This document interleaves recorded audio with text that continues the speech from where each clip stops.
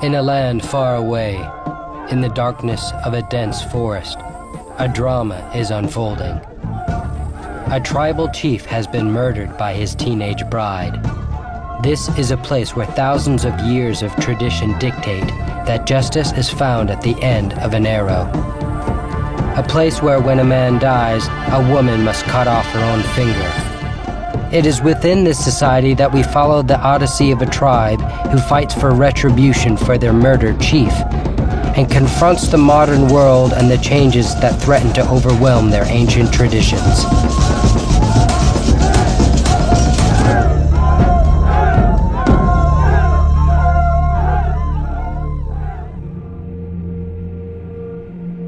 West Papua is the western half of the island of New Guinea. The highlands of West Papua are home to a mosaic of tribes, and because of the impenetrable terrain, they live in isolation from everyone except their closest neighbors. These neighbors have been at war with each other for generations. In these mountains lived Dauma, a fierce highland chief, a warrior who killed many people throughout his life. He was known to be vain and greedy, and although he had 2 wives, he bought another, a young girl with a shell. She was a teenager, in love with another man, and she rebelled against tradition. One night, she lured the chief into the forest, stabbed him through the heart, and ran away with her lover. They disappeared, and no one has seen or heard from them since.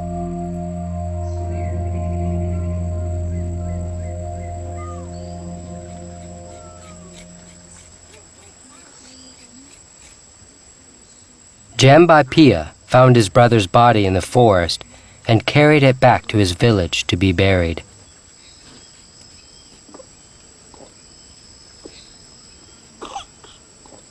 Mesno ime ho ame ki pe me ne ke me ni ga na abi ko me abi me tha tho hi abi ko duga sme abi me tha tho hi ya me tha tho ku ya abi ko tha tho hi ya me hi ya agina ya abi na ho ki pe na le ma he tha tho yu tha le ma he ta na ho bi du pa ba ge boyo wo gi yo ho ya I ko do boyo da ki to ma na ki yo ma da me mga yo be kabe ke spa ho ma fi da ki ma fi da mem ko ki da kha ba yi ba da be ma na ba yu ba da be ma na ho do yai ma la phe mga yo ho mem ko na ase me ha me ku kwe me ha me ke na me ha me de to ya he ko so mo ta. This is the village where the chief lived. The villagers believe the dead chief's spirit moves in the mists across the hills. But the tranquil setting belies the tension of the village. Without their chief, they are vulnerable to raids from other clans, especially during a season when conditions for daily survival are harsh. Augustinus is the oldest man in the village. He's wearing a gourd known as a corteca. It is thought that it is worn to please the women by imitating a permanent erection. He oversees the building of new houses in the village and is responsible for the planting and harvesting of crops in the gardens.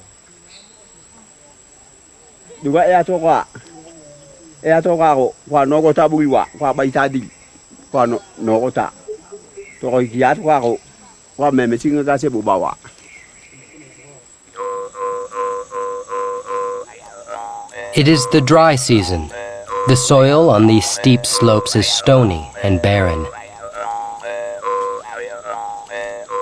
The laborious work of planting potato seedlings with a digging stick has to be done now before the rain comes.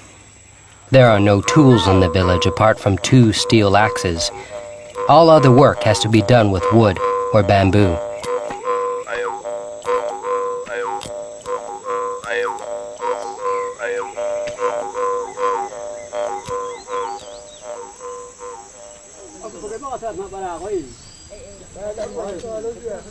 At this time of year when potatoes are scarce, the village prepares to cook a red pandanus fruit, which they find nearby in the forest. These banana leaves are softened on the fire and then split so that they can be wrapped around hot stones to form an oven.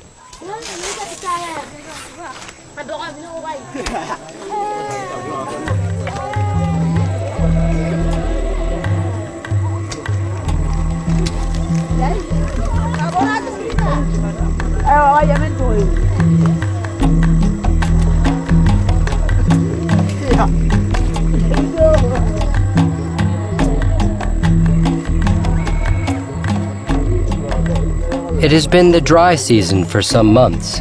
Potatoes are scarce, and even the pandanus is becoming hard to find.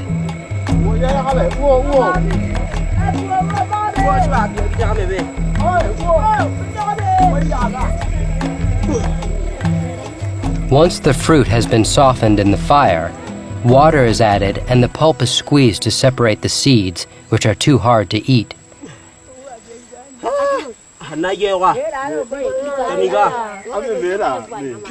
Marianis is the dead chief's second son and was his father's favorite.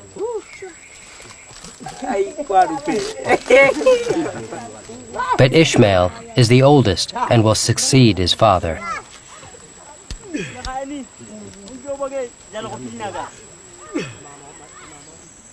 After thousands of years of being cut off from modern civilization, priests and the government have recently introduced modern goods such as t-shirts, cooking pots, spoons, and matches to the villages.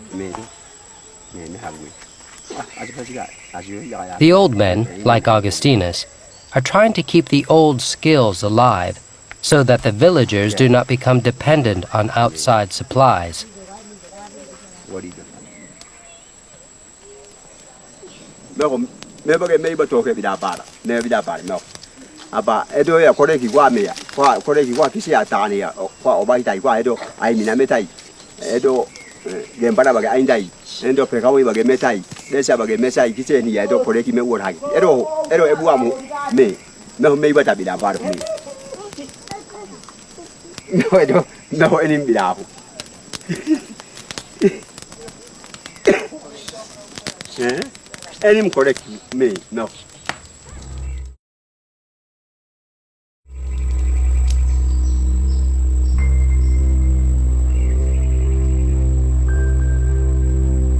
Villagers of the Wolani tribe look for their dead chief's spirit in the misty hills. They wonder how to deal with the havoc caused by his murder. Jambai Pia is mourning for his brother. He is wearing a woman's string bag over his head. West Papuan men, when they are sick or grieving, often wear string bags like this to protect themselves from evil spirits.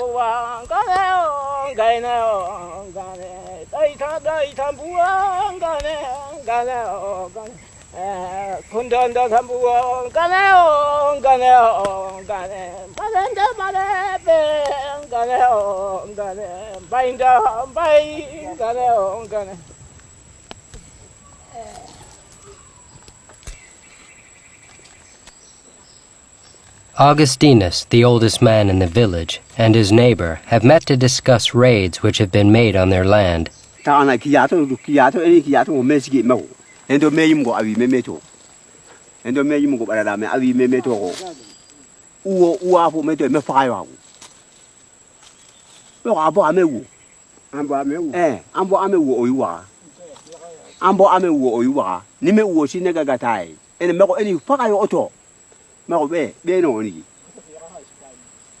They are worried that the wars that have raged on and off for years will be rekindled by the death of their chief.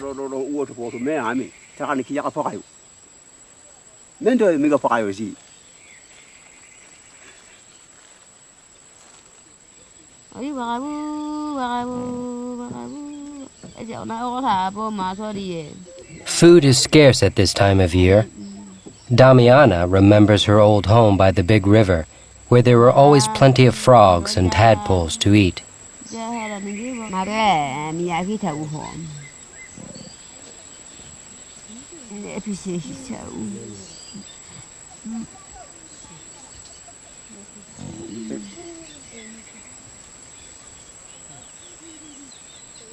Meanwhile, the dry season leaves the villagers struggling for daily survival.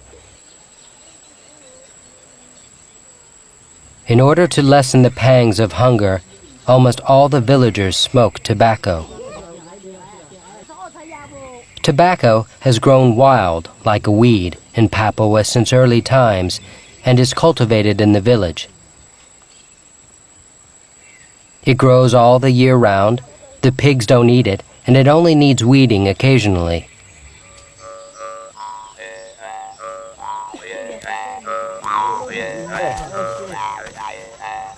Solomon, who doesn't have much in the way of land for a garden, gathers rare pandanus leaves and makes them into cigarette papers which he can barter. After flattening the pandanus leaf by pulling it through a cleft stick, he rolls it up so that he can bake it on the fire.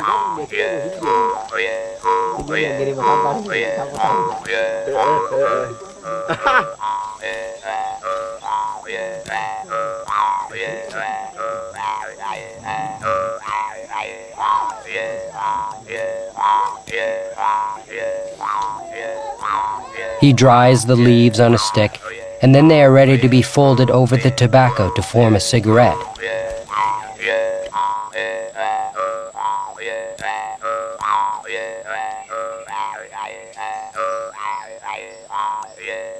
Babeo, an old war widow, is drawing tobacco on her roof. What she doesn't smoke, she will exchange for other goods or give away.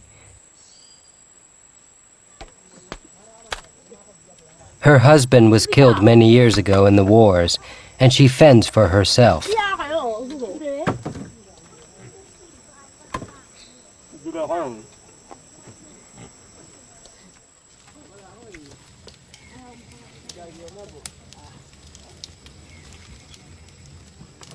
Her neighbor, Solomon, has come round to see if he can borrow some salt.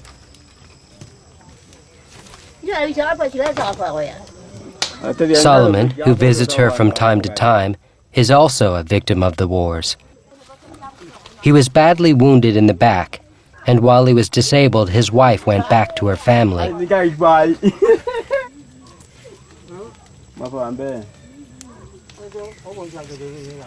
The spinach that Babeo collected earlier is baking in the hot stone oven.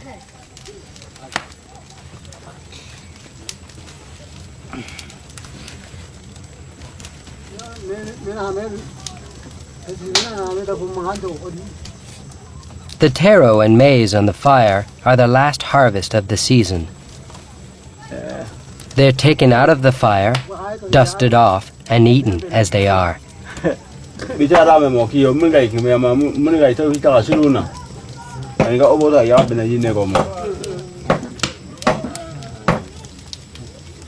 Salt is very scarce in the village. It is collected from a mud spring several days' walk away and then dried into a bitter-tasting brick. Although traders have brought packet salt into the area, the villagers prefer their own traditional salt.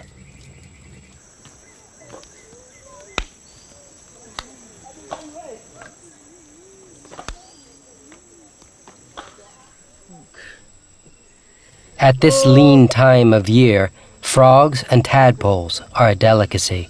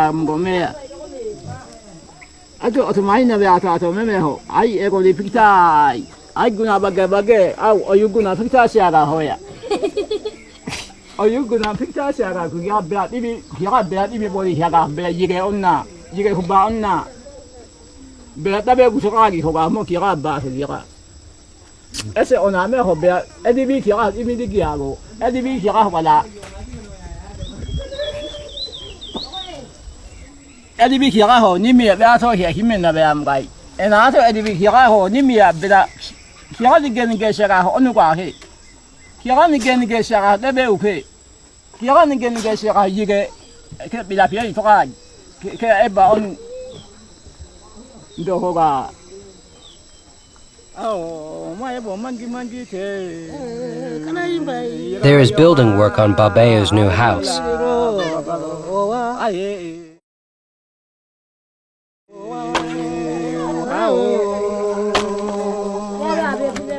By the age of 12, boys have gained enough skills to build a house by themselves. All the materials have to be found in the forest.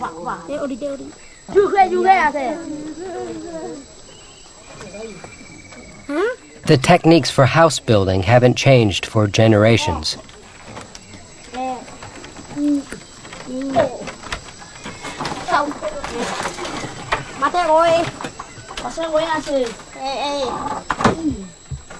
The hole in the floor will be filled with earth for the fireplace.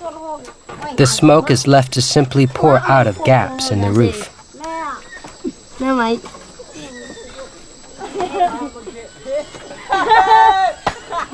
The boys have to tie the knots very tightly, or the house will shake and fall apart.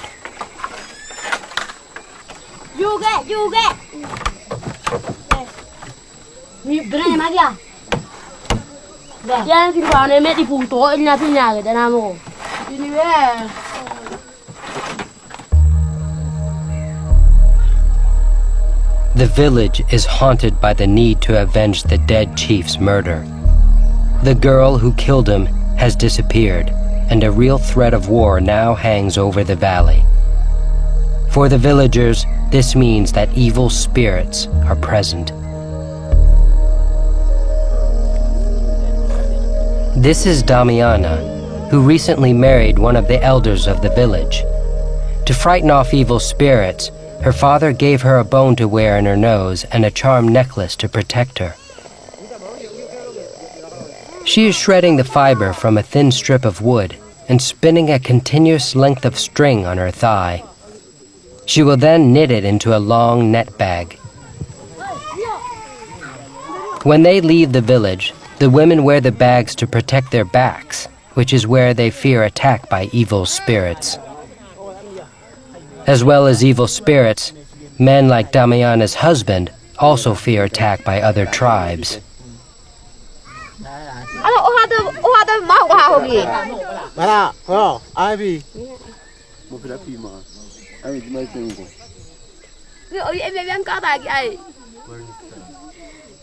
Damiana's husband was already married when they first met. It's quite common for a man to marry 2 or more wives, and they usually live together peacefully.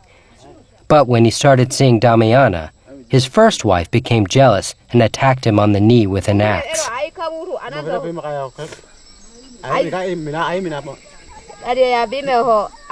The village is so remote that there is no government control of law and order. So disputes like this often end in violence or death.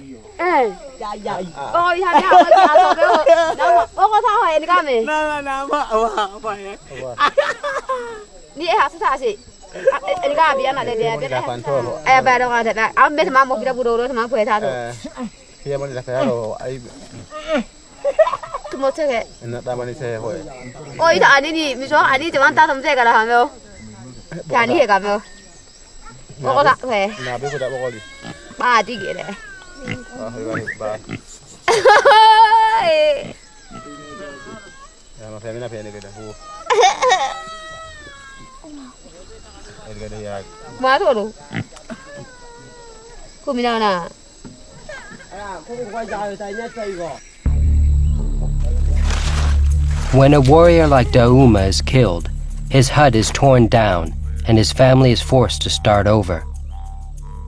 Dugurikamba, the dead chief's widow, who once lived like a queen, is now a servant to her aunt and mother-in-law.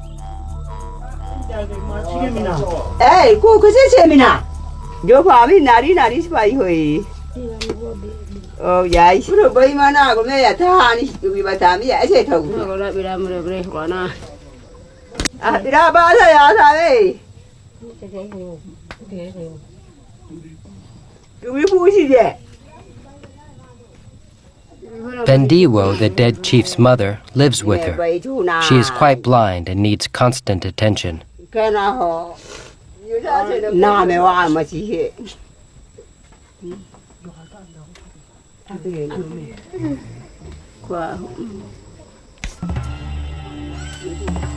Damiana, whose house is nearby, is also mourning a close relative. She wears a charm necklace to protect her from evil spirits. Women in New Guinea often cut off one of their own fingers when a close relative dies.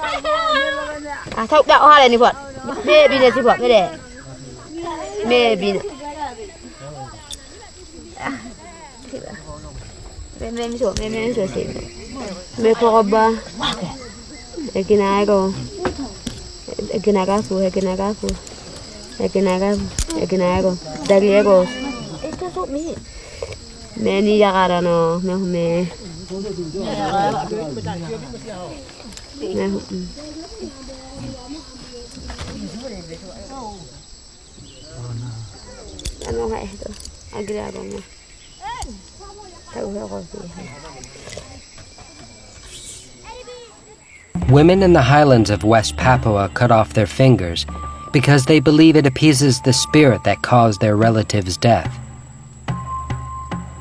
Some women have only 1 or 2 fingers left on each hand.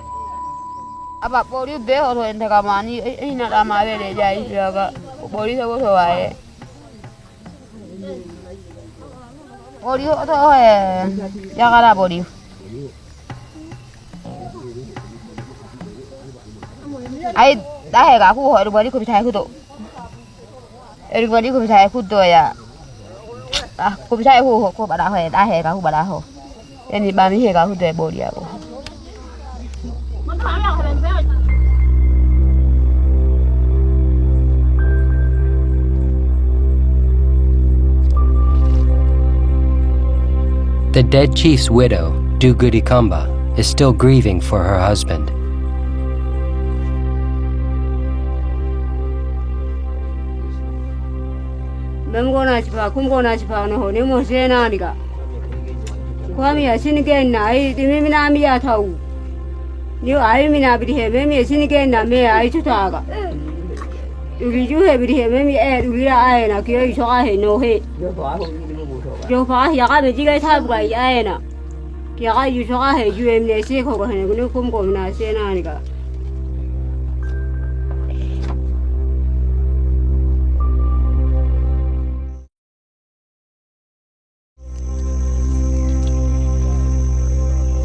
In spite of everything, every day she wakes and continues her endless search for food.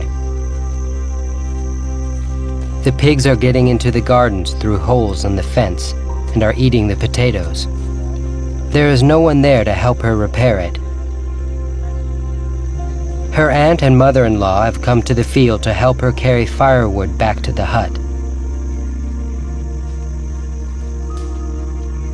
About half the potatoes she's managed to harvest will have to be fed to the pigs, which are kept inside at night so they don't lose body weight keeping warm. Pigs are the main source of fat and protein, but are very rarely killed. Her children are complaining of hunger.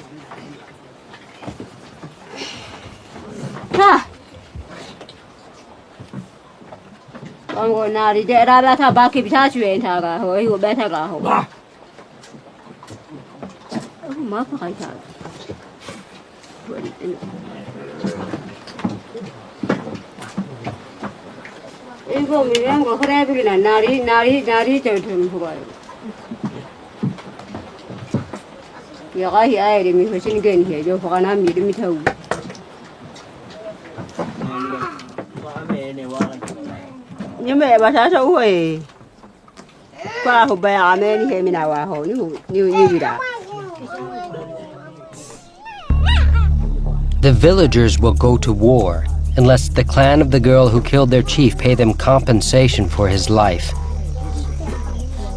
They are meeting to decide what demands they will make on the girl's family. After a death of this kind, restitution is usually paid in women, pigs, or shells. However, the government now forbids the use of shells as currency and insists that all payments be made with money.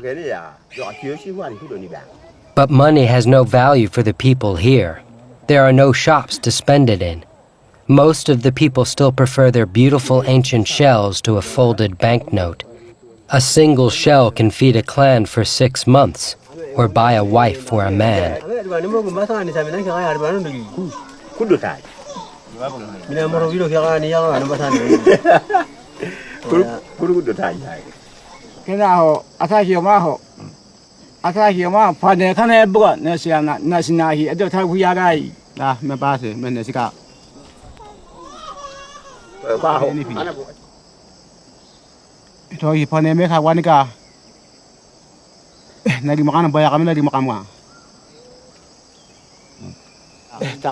The only way a situation as serious as this can be resolved is at a meeting with the girl's clan.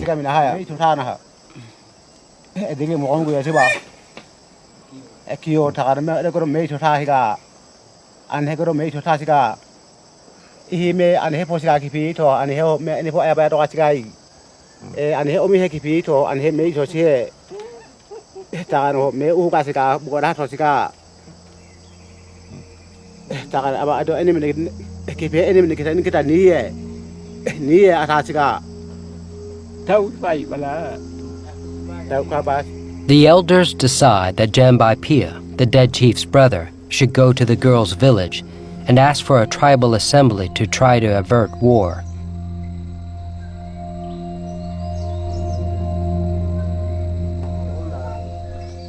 But just then, an unwelcome visitor appears. He is a distant relative of the dead chief who has contacts with the local rebel militia and is potentially dangerous.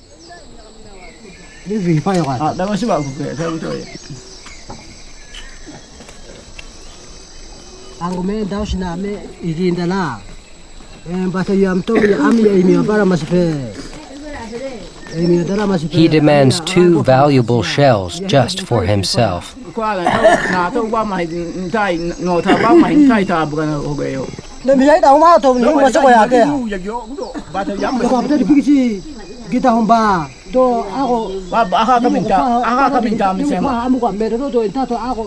The valuable shells, Apenepo and Bubu, are ancestral heirlooms that belong to the girl's family.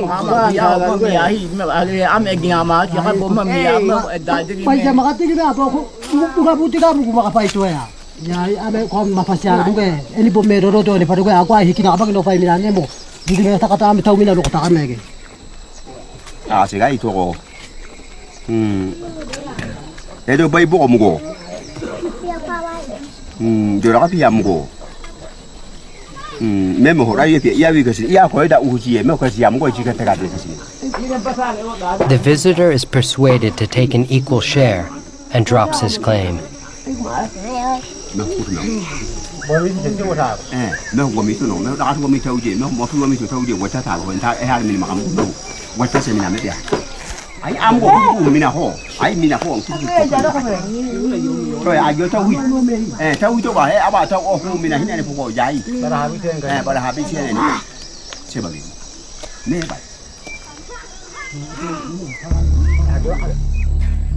Kab.Intan has made the day-long trek to the girl's village at BUGALAGA.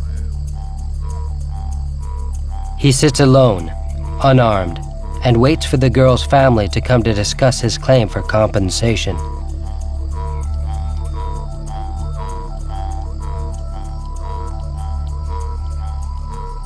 The girl's family agree to come to a full tribal assembly in 5 days' time to try to avert the outbreak of war.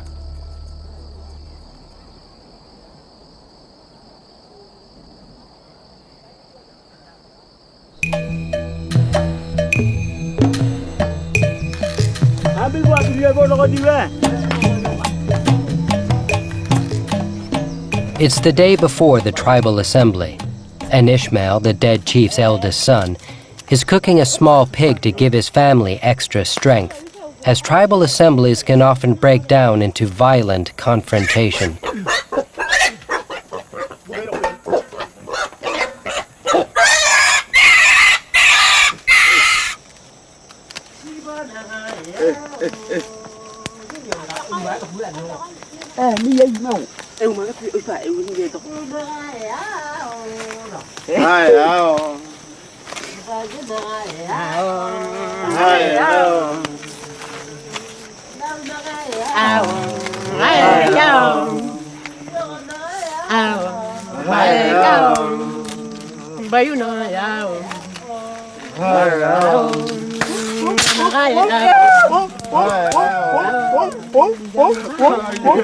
Exploding stones on the fire send sharp fragments onto bare skin.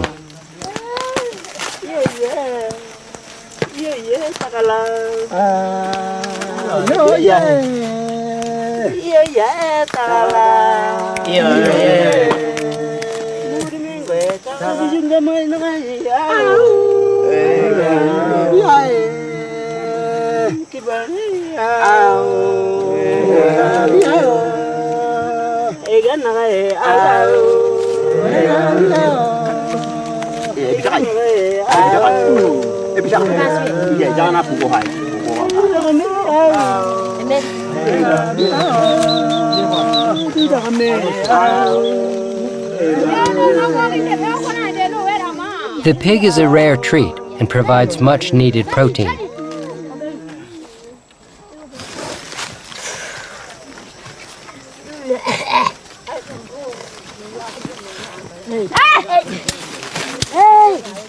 The tender ribs are given to the young children.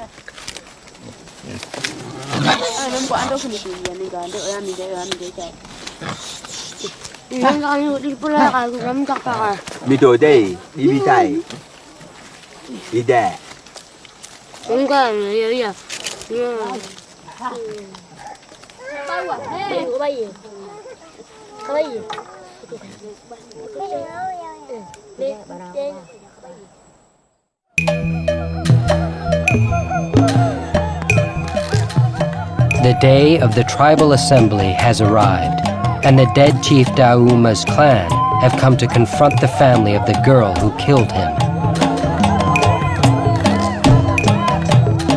They have come to demand shells as payment for Dauma's life.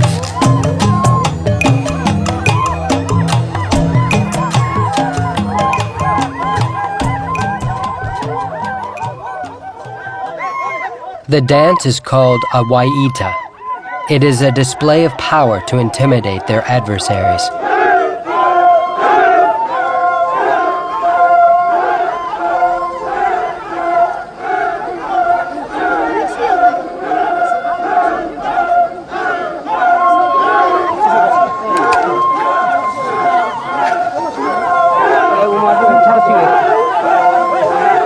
Dauma's clan take up a threatening position on the hillside.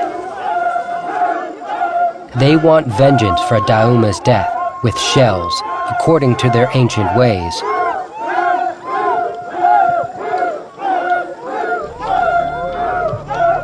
They are armed and fully prepared to go to war to press their claim for the shells.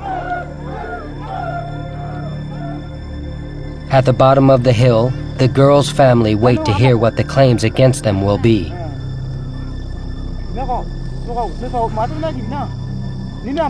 Julius, in a red and white turban, is speaking for Dauma's clan.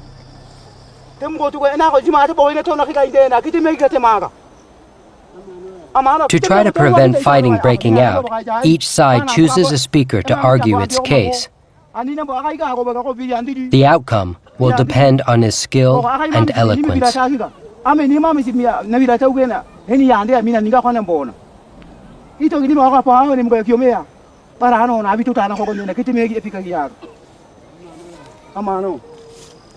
Nathaniel, sitting wearing a baseball cap, is the speaker for the girl's family. He is also the local representative of the government for this remote area.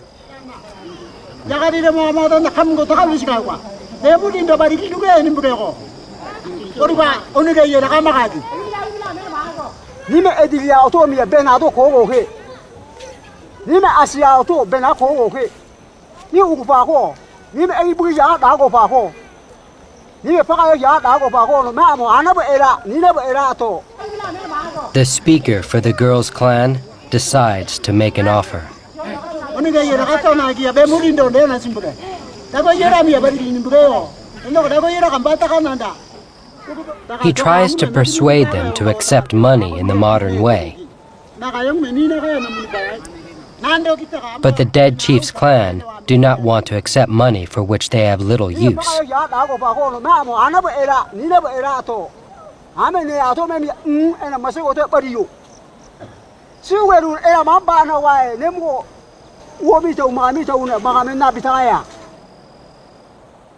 The speaker from the dead chief's clan warns the family of the danger.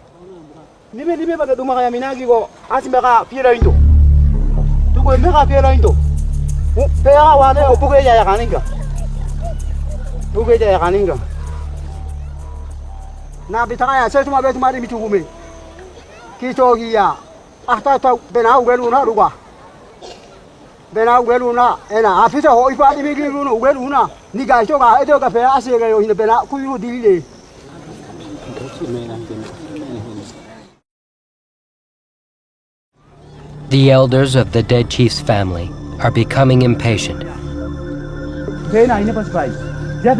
One of them stands up and scolds their speaker because he has not achieved their demands.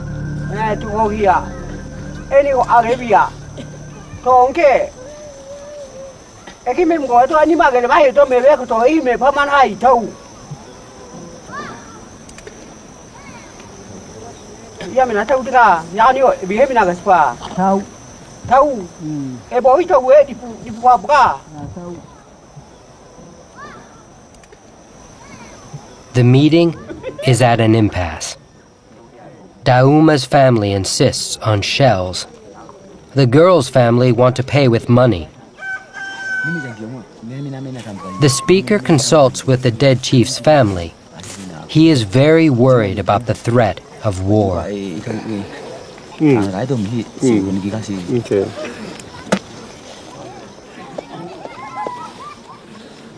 Julius, the speaker, is despondent.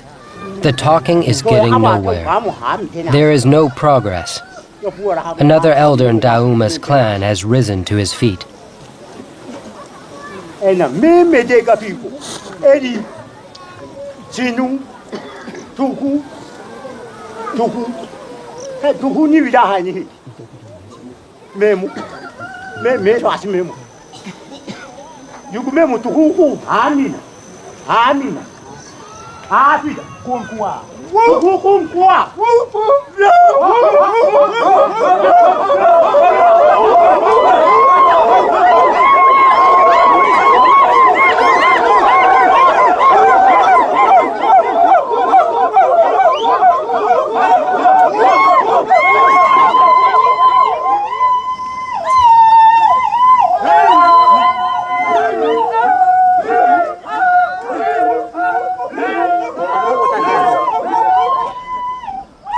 No agreement has been reached, and the dead chief's clan return home.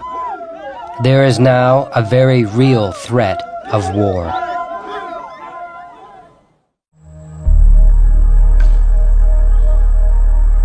The death of the chief still haunts the valley, and the threat of war is now grave.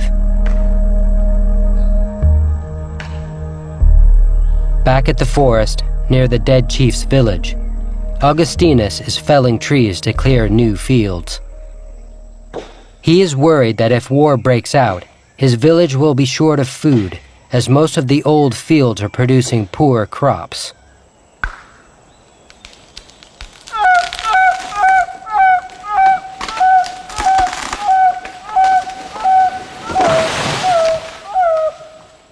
The first step is to fell the trees so that they form a barricade around the new garden. One tactic in the war is to attack people while they are making new gardens, in the hope that they will run out of food.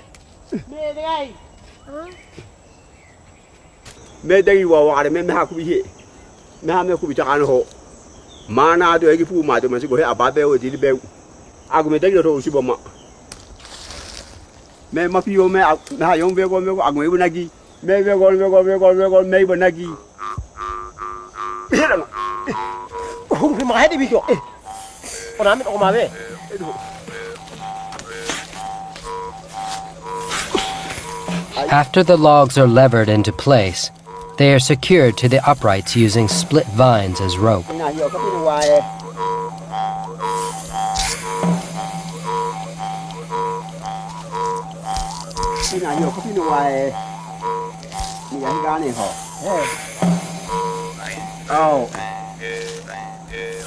When the villagers make a new fence, they often put a shelter in it for ghosts to rest in, so that they won't come and disturb the village at night. They build a stone fireplace, and sometimes leave an ember burning so that the ghost can light his tobacco. This completes the first stage of the new fence. The fence will form a boundary for the clan's land and a defense against attack by their enemies.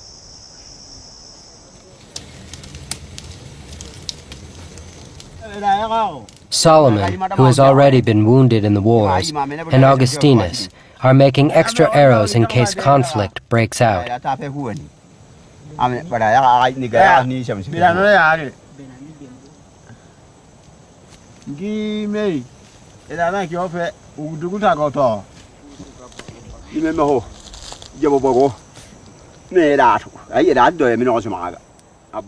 There are two kinds of arrow tips, a sharp bamboo point and a forked trident which causes terrible wounds because of its barbs.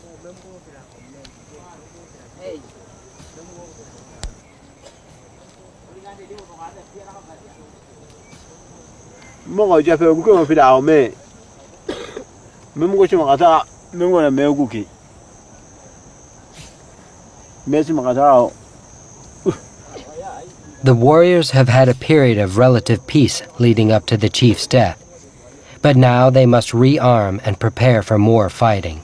The bamboo they are using comes from Jabuta, 3 days' walk in the forest.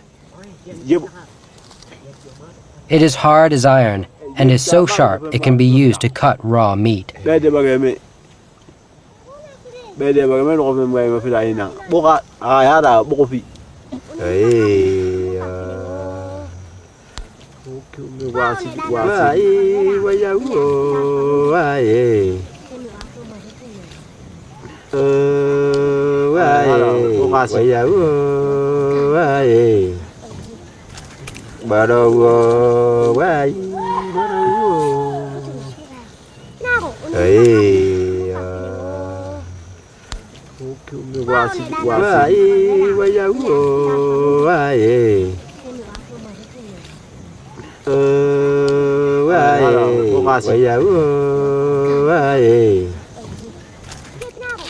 Augustinus has to scrape out the pith inside the bamboo shaft to allow the tip to be fastened and bound to it.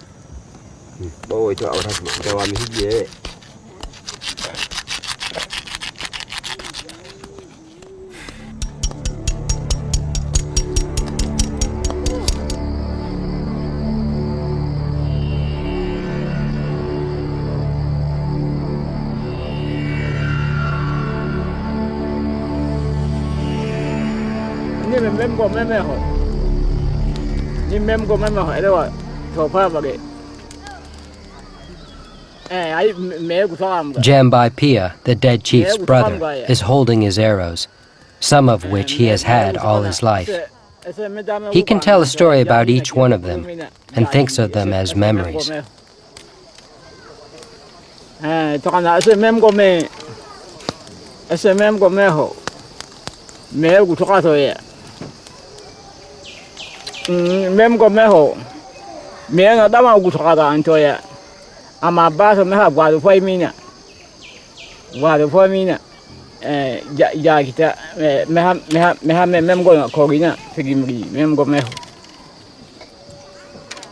He had 3 brothers who all died violently, and now he is the only one left alive in his family.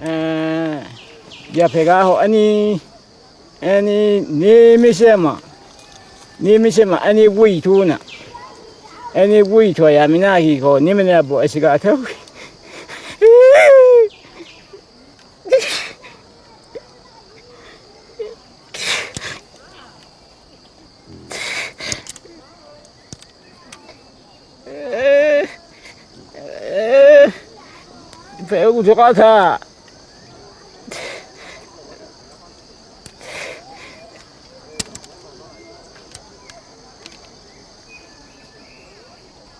lên được hoa mày không có gì về thôi à nhưng có một cái phía thứ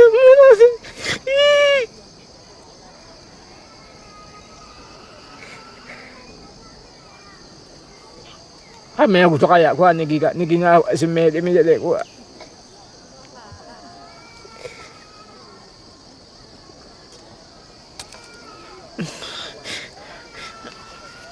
cái là đó một cái của thâu mẹ cũng phải mấy cái gì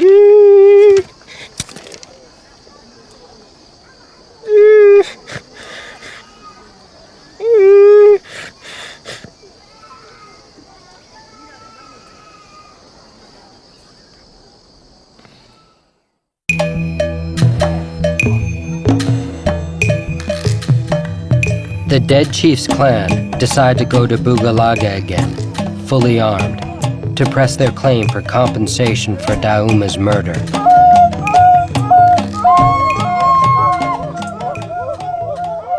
They perform another war dance to frighten their enemies, the clan of the girl who killed their chief.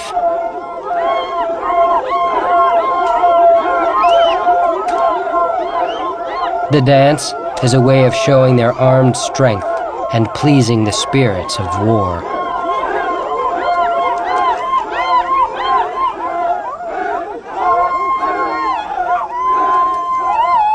The head of the girl's family, a government official representing new values set by the government, still insists on making the payments with money, which the dead chief's family have refused to accept. They still insist on the precious cowrie shells which they know the girl's family possess.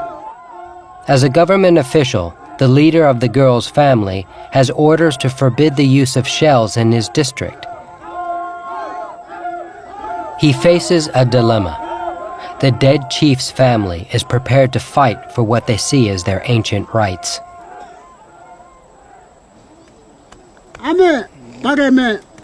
Tauna memgwena gwarega ndaka kitaka tambuga mina ame kiene wa toko jumbuga. Ninga ambuga dumbuga. Endo ang meka pa nako. Takato nimbago tawundi. Nimbago tawu miyagi tawuna kite megi nika. Egima ko kiapaki pi ewo eni kejua. Using cooking as an example, he tries to encourage modern ways. Meta baga ko mo da ko na ri ma mbuga ko da duri mini gemba na mege wa baga ni ko ni onua ni wa kayo ka mangi ambi si bano ko eta ka ni mendo re mutako ke du ke embarande ka simbuga miyagi mina ka simbuga me miyagi mina ka simbuga. This is not what Dauma's clan wants to hear. They are determined to protect their ancient culture and preserve the value of their ancestral shells. They are fully prepared to use their deadly ironwood bows and arrows to defend their way of life against the modern world.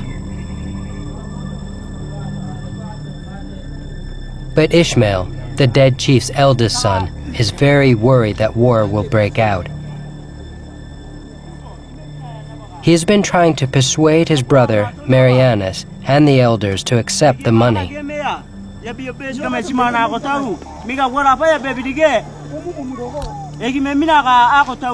Marianus, the chief's younger son, wants all shells. But his brother Ishmael wants peace and is prepared to accept the money that has been offered.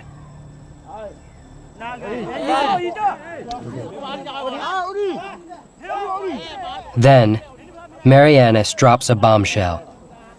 He publicly accuses his brother of planning to steal all the money.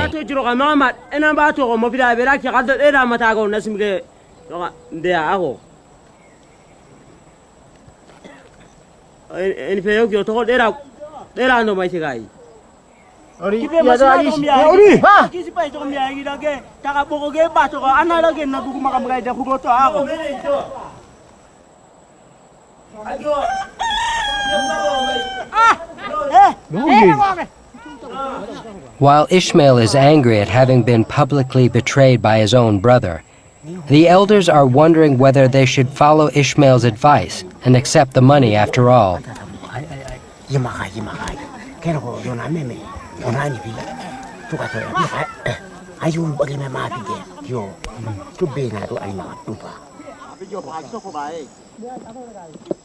Then Marianus proposes a compromise.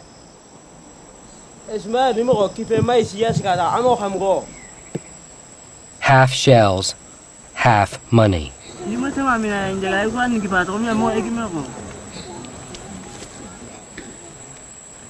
The chief of the girl's family finally agrees to accept Marianus's proposal and offers them half shells and half money as payment for their chief's death.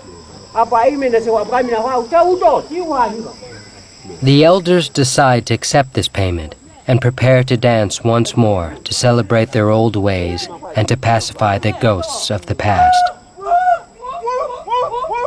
Jambai Pia is still grieving, but the honor of both clans has been preserved.